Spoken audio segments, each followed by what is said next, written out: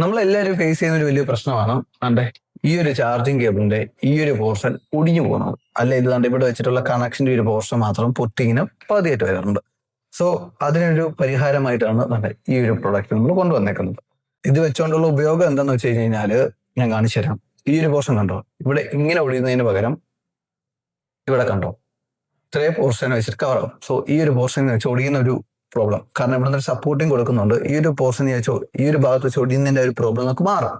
ഇതേ കൂട്ട് തന്നെ രണ്ടാമത് ഫേസ് ചെയ്യുന്ന വേറൊരു പ്രോബ്ലം ആണ് വേണ്ടേ ഈ ചാർജിങ് കേബിളിന്റെ കളർ കണ്ടോ, അതങ്ങനെ അഴുക്കും പൊടിയൊക്കെ പിടിച്ച് ഒരുമാതിരിയാണ്. സോ അതിനുള്ള പരിഹാരമായിട്ടാണ് ഈ ഒരു സാധനം കണ്ടോ, കണ്ടാ സ്പ്രിങ് കൂട്ട് തോന്നും. ഈ ഒരു സാധനം നമുക്ക് കണ്ട ഇതേ കൂട്ട് ഇത് ഇങ്ങനെ ചുറ്റി കൊടുക്കാൻ പറ്റും.